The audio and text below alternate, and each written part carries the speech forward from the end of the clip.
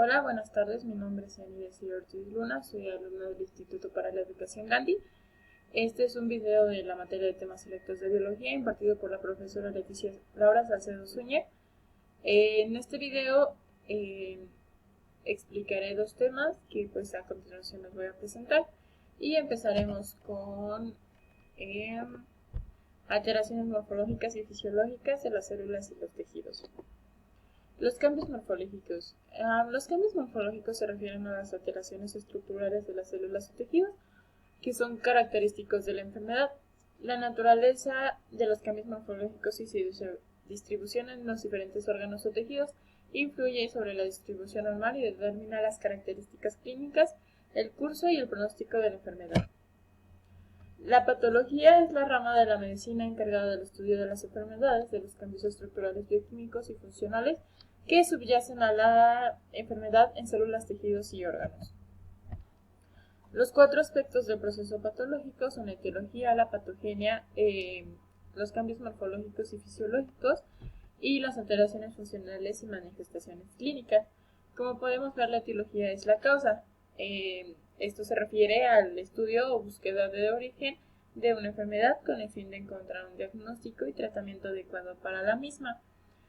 En la etiología existen dos grandes grupos de factores etiológicos, los genéticos, que son las mutaciones hereditarias, y variantes de genes relacionados con la enfermedad o polimorfismos, y los adquiridos, que son las infecciones nutricionales, químicos y físicos. La patogenia es los mecanismos de aparición. Esto se refiere a que son los elementos y medios que originan y desarrollan las enfermedades.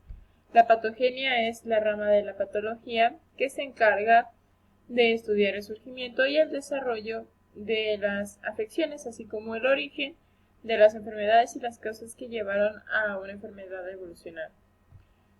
Los cambios morfológicos, pues como aquí lo dice, son las alteraciones bioquímicas estructurales que provocan en la célula y en los órganos, y las alteraciones funcionales y manifestaciones clínicas son las consecuencias funcionales de estos cambios. Pasamos con el siguiente tema. Yo sé que el anterior tema fue muy rápido, pero pues prácticamente es muy entendible. Bueno, este es el siguiente tema, que son las respuestas celulares frente al estrés y los estímulos nocivos. Bueno, este es un mapa mental. Y pues se los explicaré. Cuando las células son expuestas a estrés o agentes nocivos, pueden dar lugar a un número de adaptaciones celulares, fisiológicas y morfológicas, preservando la viabilidad. Si el estímulo sobrepasa los límites de la respuesta adaptativa a un estímulo, estrés o agente lesivo, se produce lesión celular. Si esta última persiste, se produce la muerte celular. Respuestas celulares frente al estrés y estímulos nocivos. La célula normal solo puede disponer de un rango limitado de funciones y estructuras según su situación metabólica, diferenciación y especialización. Según las limitaciones impuestas por las células vecinas y por la disponibilidad de sustratos metabólicos, a pesar de ello se puede adaptar a las necesidades fisiológicas manteniendo un estado de equilibrio llamado homeostasis. La homeostasis es el estado de equilibrio entre los sistemas del cuerpo que el cuerpo necesita para sobrevivir y funcionar correctamente. En la homeostasis, las concentraciones de ácido en el cuerpo, la presión arterial, el azúcar en la sangre, los electrolitos, la energía, las hormonas, el oxígeno, las proteínas y la temperatura se ajustan constantemente para responder a los cambios en el interior y en el exterior del cuerpo. De esa manera, todos los sistemas se mantienen en un nivel normal. La homeostasis celular son todos los organismos, en la homeostasis celular, todos los organismos llevan a cabo la homeostasis a nivel celular, ya que para poder vivir es necesario que los componentes de las células se mantengan en unas concentraciones más o menos uniformes. La adaptación celular. La célula en general continúa funcionando a pesar de las condiciones o factores de estrés cambiantes. Sin embargo, el estrés intenso o prolongado o los cambios pueden lesionarla o destruirla. Cuando ve asemejada su integridad, la célula reacciona recurriendo a sus reservas para mantener su funcionamiento mediante cambios adaptativos y disfunción. Si las reservas son insuficientes, muere. Si dispone de suficientes reservas celulares y el cuerpo no detecta anomalías, la célula se adapta por atrofia, hipertrofia, hiperplasia, metaplasia y displasia. Aquí tenemos se podría decir, caso de atrofia y lo explicaré. Bueno, explicaré qué es la atrofia. La atrofia es una disminución irreversible de tamaño de una célula u órgano por desuso, irrigación sanguínea insuficiente, desnutrición, denervación o disminución del estímulo endocrino. Un ejemplo es la pérdida de masa, de masa muscular, después del reposo prolongado en la cama. Seguimos con la hipertrofia.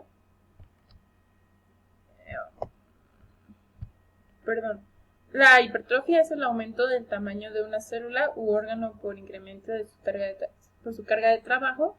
Puede resultar de condiciones fisiológicas normales o patológicas anómalas. Existe la hipertrofia fisiológica, que refleja un aumento en la carga de trabajo que no es causado por una enfermedad. Por ejemplo, aumento del tamaño muscular por un trabajo físico arduo, o entrenamiento con peso. Y la hipertrofia patológica que es la respuesta adaptativa compensatoria ante la enfermedad. Por ejemplo, el engrosamiento de miocardio conforme bombea sangre contra una resistencia creciente en los pacientes con hipertensión. Un ejemplo de una respuesta compensatoria es cuando un riñón aumenta de tamaño si el otro no funciona o se encuentra ausente. Por ejemplo, pues este es un caso de hipertrofia fisiológica, que no es obviamente ninguna enfermedad, es consecuencia de mucho ejercicio o de levantamiento de pesas. Ahora tenemos la hiperplasia. La hiperplasia es el aumento en el número de células causado por el incremento en la carga de trabajo, la estimulación hormonal o la disminución del tejido. La hipertrofia y la hiperplasia pueden presentarse juntas y por lo general se desencadenan por el mismo mecanismo. La hiperplasia puede ser fisiológica, compensatoria o patológica. La hiperplasia fisiológica es una respuesta adaptativa a los cambios normales, por ejemplo, el aumento mensual en el número de células del útero en respuesta a la estimulación estrogénica después de la ovulación. La hiperplasia compensatoria se presenta en algunos órganos para restituir los tejidos que fueron eliminados o destruidos, por ejemplo, la regeneración de las células hepáticas cuando parte del hígado se extirpa quirúrgicamente. Y tenemos la hiperplasia patológica, que es una respuesta a la estimulación hormonal excesiva o la producción anómala de factores de crecimiento hormonales, por ejemplo la acromegalia, donde la producción excesiva de la hormona del crecimiento causa un incremento de la longitud de los huesos. Ahora pasamos con metaplasia, que la metaplasia es la sustitución de un tipo de célula madura con otro tipo de célula diferenciada que puede tolerar mejor el cambio o factor de estrés. Suele ser una respuesta a la irritación o inflamación crónica. Existe la metaplasia fisiológica, que es una respuesta normal a las condiciones cambiantes y suele ser transitoria. Por ejemplo, es una respuesta corporal normal a la inflamación. Los monocitos miran hacia los tejidos inflamados y se transforman en macrófagos. También está la metaplasia patológica, que es una respuesta a una toxina o factores de estrés extrínsecos y en general irreversibles. Por ejemplo, después de años de exposición al humo del cigarrillo, las células epiteliales planas estratificadas sustituyen a las cilíndricas ciliadas normales de los bronquios. Aunque las nuevas células pueden soportar mejor el humo, no secretan moco ni tienen cilios para proteger las vías respiratorias. Si la exposición al humo del cigarrillo continúa, las células planas pueden volverse cancerosas. Y por último tenemos la displasia. La displasia es la proliferación celular alterada de un tejido específico le da dimensiones, forma y aspecto anómalos. Aunque los cambios en las células displásicas son adaptativos y potencialmente reversibles, pueden proceder al cáncer. Algunos ejemplos frecuentes son las displasias de células epiteliales del cuello uterino o el aparato respiratorio. Y bueno, esto es todo por el tema del día de hoy. Muchas gracias y daré mi conclusión. Bueno, antes de dar mi conclusión, aquí están las referencias bibliográficas. Bueno, para mí, ¿por qué es importante todo esto para la medicina? Pues prácticamente en la patología utilizan herramientas moleculares, microbiológicas, inmunológicas y morfológicas para tratar de explicar la etiología y manifestaciones clínicas, es decir, signos y síntomas que presentan los pacientes, al tiempo que propone bases racionales para el tratamiento y profilaxis, perdón. Bueno, esto es todo. Muchas gracias.